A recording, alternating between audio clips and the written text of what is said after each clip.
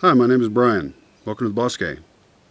I've been here since 2004, learning about food forest farming or different ways of doing agriculture.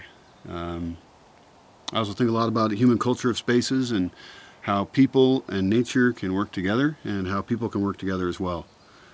We have volunteers come through sometimes who would like to be able to stay, and so we try and have a good program so they can have an intense time and help work on this space. If you're thinking about volunteering here at the Bosque, there's a few things I guess you should know so you can select whether this is a good place for you or not. We do have a lot of work during most times of the year, and we enjoy having volunteers. It is important that the volunteers not cost us, that they not waste our time or energy in various ways. This is a very different place to live, and it's hard to survive here. So we ask that everybody coming here, for whatever reason, fits in with the culture here to protect the forest and make this a really cool place to be. So if you want to be a volunteer, welcome. We'll talk a little bit about that right now. You can see right here we're doing plant reproduction. We're doing that all year long because we're trying to fill the forest back with the native plants that used to be here, and we're also doing things like cutting swales and changing the way the water flows across the land and really helping the land heal. So we have some really big picture goals. We have a big list of stuff we have to do. Not all of it is real easy, and so we're willing to have some help sometimes from good people. Let's look at the list of a couple of things. Certainly filling up bags and planting seeds here is a common thing we do. The work here depends on the time of year. Sometimes we water these little plants that we're getting going. And so that's some volunteer work right there. It's fairly straightforward. You do have to be careful to not damage the plants in any way and really know what you're doing. We are open to proposals for special projects from people who have special skills. And so write it up in detail.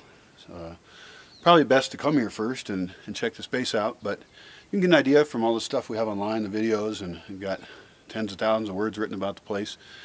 So if you think you've got a special thing you can offer, then let us know. We have a lot of digging to do. Here we've dug this out into the hillside to make a flat spot. It could be for dance parties or something. But really this whole area, we're slowly terracing and sculpting how the water flows down it. It's a little gully, and the water normally goes right down the middle, or the humidity rather. It's not really flowing water. But so we're sculpting it and terracing it and essentially using the same principles that swales and keylines use. But we're by hand doing a pretty extensive change. We dig around the trees and are very careful about it. Other cases where we dig to make soil for buildings or cob for. We dig to make new gardens, prepping up a spot and building the soil, and have a pretty much infinite area we need to do that with. We dig to create new gardens. Down in the Dimple area, we've got some of our best gardens and plenty more space for more. We've had great success, but it's a lot of work to dig the new gardens, but we gotta do it. We're making a number of cob posts like this to mark off different areas of the land, also to do things like put bird bath on top of, for example. The process involves mixing up a lot of cob, and then we just fill a mold with the dirt. It's pretty straightforward and should help us with land use over time. Oh, look at these nice peaches coming in. Those will be ready in a few weeks probably. This is kind of going to be a bunch of work here. We've let this garden grow over for a couple years, and what we're going to do now is harvest the extra plants off of it. Rather than maintaining it and always trimming it up, we let it grow over, and then, if we can get through here, then we'll come in, and we could use help on this too, and we'll cut up big pieces of, for example, this huge rose here. It's like 10 feet tall. We'll cut pieces and put those direct in ground. We only have a short window we can do this in during the year. It's in the early part of the rainy season. And then these should survive. We've got succulents in here. We've got, well, that's a nice one. We've got bulb plants over there we need to move. So we'll basically harvest out of this overgrown garden and establish other gardens in other locations. The nice thing is we don't water any of these. So anywhere we put something, it's kind of on its own. The process involves cutting pieces with a knife, putting a little bit of rooting hormone on it, and then either placing it direct in ground or in bags so that we can grow the plant long enough to have it survive some future year on its own. I've been seeing a lot more mice around this year, and I see them all so far away from human habitation. Of course, our own actions can support some mice, but I see them now out in the forest. It's kind of interesting to watch as that kind of wildlife expands. Also, the snake population should be increasing because they're food for snakes. And we've got mounds of branches we've left out in the forest. Rather than manicure the forest, we leave these mounds of branches. And animals like different kinds of birds and also snakes love to live in those. So that's probably why we're seeing more mice out here as well. Here's some work we have to do. It's with a little hut called Beltane. It was our first cob hut. It's made primarily with just cob, which is an adobe-like mixture, basically mud. It's a mud house. We have some improvements to do. We want to build over here and a place to pee. This all needs to get swept up. This is a big mess, and it'd be nice to make this a nice deck for whoever's staying here. At the moment, there's nobody in it. Oh, and we want to finish the outside of this so it looks prettier too. That could be kind of an artistic job as well, where we smooth it and add pattern and perhaps even color. Could be a really beautiful, magic little hut. It already kind of is, but with a little bit of more care, it could be really amazing. Well, the rains are coming, so we've got very few roads on the property, and then there's the road outside the gate. And when it's raining hard, those become rivers. Water just flows down them really quick, especially the one outside by the gate. And so what we need to do is look at, and we've looked at it already, where the water can be guided to go off of the road, and so then we can kind of put it in a swale or a ditch so that it slowly soaks into the ground rather than rapidly go down slope. That's been a problem for this area in general, that the water that used to slowly seep through the land, all through the mountainside here, now runs down roads and then causes flooding problems and all kinds of stuff. So we can both protect the roads and get this extra water and store it in the soil itself. So then when the first rains come, or when there's a freak storm in the winter, all that water stays in the soil. And that's gonna really change the possibilities for food forest gardening and food forest farming. A lot of digging though. The dimple gardens down here are one of the more important places in the land, because really it's all about food. And so there's a lot of work to be done down here. Right now, this time of year, and actually most of the year, we can work on prepping new garden spaces. Right now we're using maybe, I don't know, 10% of the space down here and gardening it. We don't use any irrigation or anything. So we do till with the shovel. That's a lot of work, and getting rid of plants from last year in spots where we want to grow something else. Other work down here, well, there's a lot of random things we do. For example, over here this oak tree would make a nice spot to sit in the shade. So we need to put a few cob posts in and a little table and bench, some water to drink, and that way if you're down here working in the garden on a hot day, you've got a little spot to take a break. Other parts of the year, there's harvesting work to be done, but it's really fairly low maintenance as far as the number of hours we have to put in on farming. When this road got improved enough so a vehicle could use it, I got some loads of gravel. Unfortunately, it was really big gravel. Some of the pieces look about like this. So all through the road, there's these. We picked up a lot of them, but there's still more to pick up. The reason that matters isn't so much for the cars, but people walk on here as well. And at night, it's very dark. So it's kind of a safety concern that people not have a lot of rocks in their path. It's a lot of rocks, and even after we pick them up, more will get loosened and show up. But with a lot of hours of work, we'll clear this up, and also we'll be able to use those rocks for making various sculptures or buildings or whatever we want. Here we're digging a root cellar. It's going to be about, looks like 3 meters by 3 meters. We'll make a ramp to go down into it. That way the cold air stays in it. And so that's pretty simple for now, just more digging, and then we'll be building probably a stone wall around it, or maybe just leave it dirt, and then start being able to store our foods longer, which is actually better than irrigating. If we can keep our food fresh longer, then it's actually a huge energy savings, and part of the whole strategy of food security. So a lot of digging there. Animals need quite a bit of care. In terms of what they produce, it's actually pretty easy because they have relatively free lives. They're extremely healthy and happy, kind of fun to play with. As far as the chickens go, it's just collecting the eggs and keeping a little bit of records on that. And watching which hens are broody, which ones are going to have little chicks. We've got 3 chicks right now. I hope to have much more. And so we have to make sure their housing is really nice. And then we keep track of the bunnies. They don't need hardly any care. It's pretty much feeding and watering the area. And then about twice a year we come in here with wheelbarrows and we harvest out lots of the pine needles that are soaked in composted chicken and rabbit shit. And that makes really rich fertilizer to make new gardens with. So not that much work in here, but you know, it adds up, especially as our system is growing and it's becoming a viable product for us. Certainly it feeds us and it feeds our friends right now. So it's worth the work. Come on, chickens. Chickens, go. Get back in there. Go. Get in there. Go.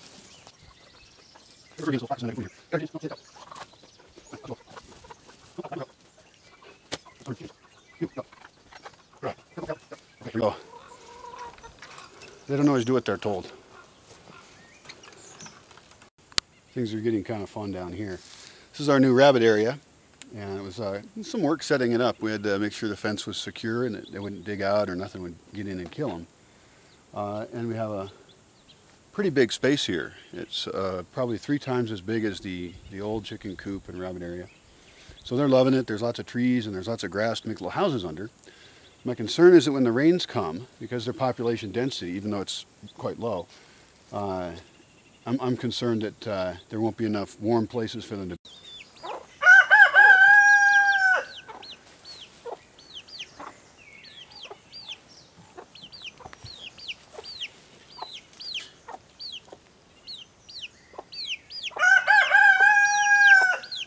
Rabbit condo. It's got little secret spots to be everywhere, and so we'll see how they like that. What they'll do is use that kind of as a rain-protected porch, and then they dig what's their actual house, which goes down below the ground into an extensive network of tunnels and chambers, and that's where they actually have their babies and are when it's night and cold. So, oh, they're so cute. Wow.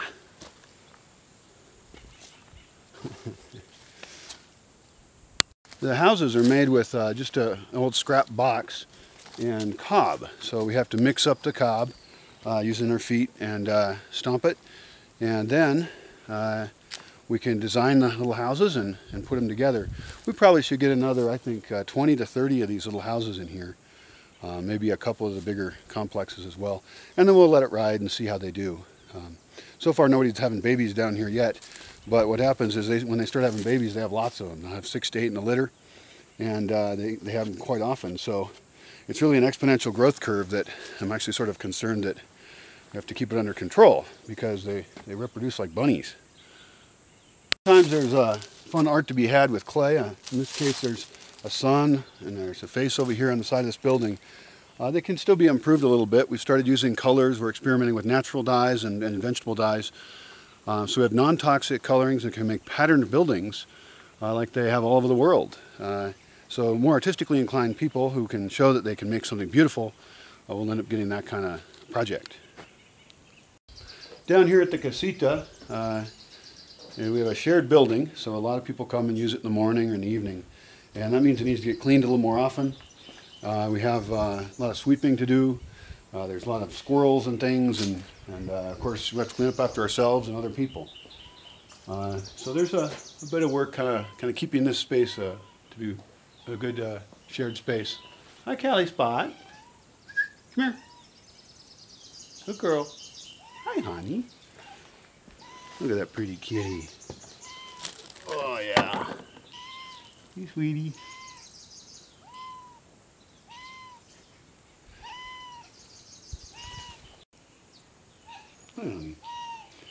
This is a Lorena stove here, and used for cooking on.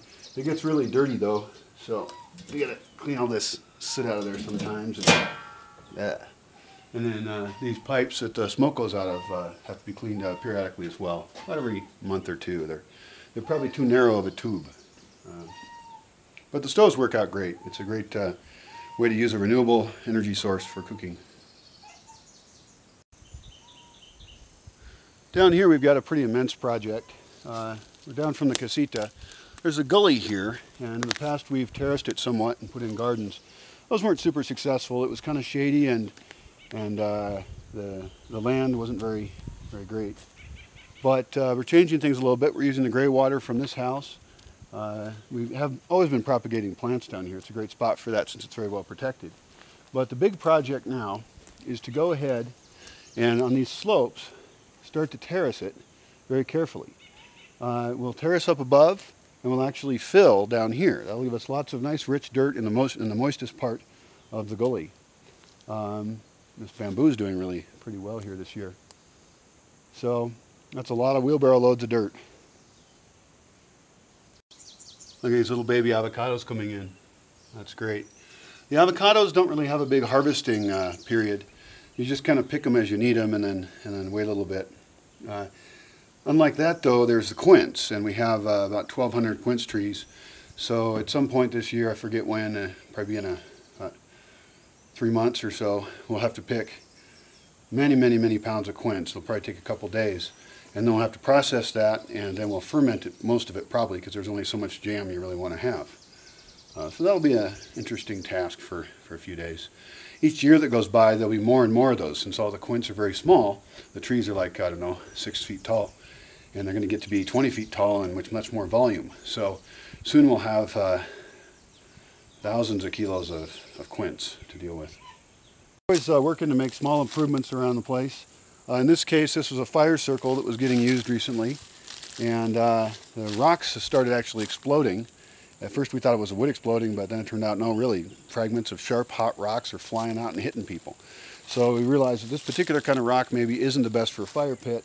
The work involved here is to pull the rocks away and go ahead and build a little cob platform that can be used for fire pits. A lot of small cob projects, which involve, of course, the usual digging and mixing cob and then placing it somewhere. All these boards need to get carried up to the studio so we can keep them out of the rain and they'll dry. Then we can use them for making buildings or furniture or something. Sometimes we have kind of fun projects like making these pretty signs. We made one up on the road so that people could even find their way here. And this one helps them find their way around if they're new to the space. It is a very big space, so we'll probably be making some more signs. Some of the tasks we have are art related. We're always trying to set up new systems of art production to use the natural materials we have and turn them into something beautiful. We use a lot of clay. We've made paper here. And a lot of what we want to do is develop systems and classes and activities for people. Some of them educational also, that can teach people about how we can use resources sustainably. And the studio at the moment, there's no studio manager, so it's a big mess. And we'll be working on this over the next few days. And then we'll work on setting up more systems. So there are spots in the studio, a variety of roles. Look, we're tanning some rabbit hides right here. I didn't even know about those. So,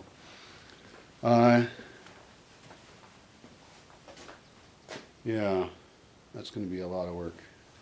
It's actually ongoing work to run a studio, and somebody who's willing to manage it really would be very valuable. Because I'd like to increase our art production. We do okay. There's a lot of art around the Bosque, but I'd like to give people more opportunities to be creative. People who don't even think they're creative, but with the tiniest bit of leadership and some good infrastructure can have the most creative time of their entire lives here. I'd like to see that. There's a spot where we collect seeds, and then we can get these seeds into bags and make more plants. One way everybody can help out, it's kind of required, is to not leave any garbage of any kind anywhere. We have very few people most of the time, but somehow, due to the inattention and unconsciousness of some people, we still get garbage. So if you want to be here, please be one of the people who does not leave even a single piece of garbage. Often the little slogan is "Leave no trace." That sounds good to me. This cabana is much nicer since we just did a lot of work to put a cob mixture into the walls. And then we have made a nice plaster. We're getting better at doing those. So we've got 4 other cabanas like this, one of which is twice as big as this one. And we want to cob in all of those. That's pretty much an infinite amount of work for people who can really get in there and mix up some mud and slap it into the walls. Nice cabana. Please don't make candle holders out of flammable things. It's not a very conscious thing to do, and it becomes a fire hazard very quickly. That's true with other things you do here. If you have access to some system or resource, please take care of the toys and think about the long-term effects. We like art a lot, but we don't want to make kind of weak art that just becomes garbage. We like solid art that can last a long time. Yeah, I think that's the difference between a place that focuses on crafts and activities that keep people amused versus really hopefully a cultural laboratory that is designing better ways for us to live in every aspect. So candles are great, and well, there's issues with candles themselves, but that's a good example of being conscious and also not messing with systems as they are. One of the things we do is tan rabbit hides. It takes a little bit of work to get them softer. We're not experts at it yet, but we've improved quite a bit, and they should be useful for making clothing. And of course we want to use all the parts of the rabbit, so there's no reason to waste the skins when they're so very useful. A lot of the work we do is to put native plants in the forest and encourage them. This is a maguey. We've put in thousands, and they'll take 5-9 years to mature, and they'll provide nectar for making poke, a drink, and also a lot of parts of the plant are edible. We also plant a lot of nopales, and we're restoring some of the native plants that we don't even actually need, just because it's better for the wildlife and biodiversity system. Most of the trees here are pine, oak, and madrone. They're really nice solid trees, but there's other ones like this capuline. It's a native cherry. Really excellent tree, and this is the best example we have of it. So what we can do is collect the seeds and propagate this one all through the forest. That involves hours of walking around planting the seeds. Even if most of them don't grow, a good percentage will, and we'll slowly increase the amount of capulines here that are really succulent, and also the birds really like this, so it's great for wildlife restoration. For people who are staying a little longer, they can lead activities of various kinds for guests, either ones that they know about or some of the activities we have here, because we want guests to come here and really have a participatory experience, nearly exhausting, that much of the day they are experiencing new things and learning about systems here in the forest and having a really good time. So sometimes people can be good activity leaders for that sort of thing. People who are staying a little bit longer can also help out with processing the rabbits. We like to eat very happy, healthy meat, and that takes a little bit of work to process them so that the kitchen can start cooking. Folks can collect these nopal leaves. They're pretty spiky, so you have to be careful. But these nice new leaves are actually very succulent, good food. They're a superfood because they have so many vitamins and minerals or whatever. And we've planted thousands of them. They're very easy to propagate, and so it's essentially free food without irrigation or chemicals. A big huge cistern here, something like 80,000 liters or something like that. And every year we have to decide whether we want to get in there and clean it out, and which cisterns we're going to clean out. It's an important part of the water system, although it's a fair amount of work. You do got to remember to bring everything you need. You're going to need a headlamp to see at night, a LED headlamp, and some batteries for it. It's very dark at night. You need warm clothing because even though it's Mexico and it's warm every day and wonderful, at night we're up in the mountains, so it gets pretty chilly. So you got to dress warm enough for your comfort. Other thing to have is good footwear. Don't show up for work in your flip-flops or you won't have a job that day. These boots have probably seen better days. But and you don't have to have boots. Tennis shoes, a good sturdy pair of running type shoes would work, but something you can use a shovel with. Please respect any of the people who work on this project or the residents here. Sometimes it's hard to have a lot of visitors come through who are in their high point in their trip, and we're just kind of slogging through life, and so may not have the same energy level for social interactions as you would like. This seed bag is filled with pata de leon seeds. It's a lot of seeds. We grew them for the first year last year, beautiful purple flower, and they did so well. So this year we'll plant these seeds and have even more of them. Some people might say, why would you grow flowers? You know, you can't eat those and we should grow food. Well, the flowers ultimately are food for other creatures too, and we're not just planting for us, we're planting for the whole ecosystem to have a very complex, biodiverse thing. And if we have flowers blooming at all parts of the year, then what we get is birds that can survive all parts of the year. We've already seen the bird population skyrocket because of the things we've done, and we really haven't had that big an impact. It's pretty small as far as the total footprint. Providing water for birds all year round has a big impact, and we've done that. So that's why we do so much with plant propagation and cuttings and planting seeds in the forest and graftings, and so that we can really have ultimately an old growth forest here that has people living in it. And it will be hundreds of years before that will really happen, but it's a good vision, and it's kind of fun to walk around the forest planting seeds or working on plants, knowing that you're doing one of the most powerful things you can do. Probably the worst thing to waste is a seed because it has so much potential. A lot of the people who come through bring their cameras and take a lot of pictures. I always like that because I like to take pictures myself. It's a great place for nature photography. We also get a lot of great people through who perform in different ways, and it's fun to document their performances, and of course it helps them out in their artistic developments. So have a good time with your camera, take lots of pictures. We don't use any electricity at night, so you're going to need to charge your batteries during the day. The best thing to do with that is bring extra batteries, and we have charging stations available. So that's a few of the tasks on my list that people could help with. There's a lot of other things to be done. Those are all for really people who are here longer. We've got work in the kitchen, we've got work in the studio, we've got work documenting, we've got work researching and designing. There's all kinds of skills we need. But really those kind of jobs are reserved for people who are more invested in the project and we can get to know. And we can't really offer those to people who are just passing through. So anyway, I hope you like some of the work we have. If you're into that, then maybe you can come by and join us for a bit, and we'll help make that real easy for you.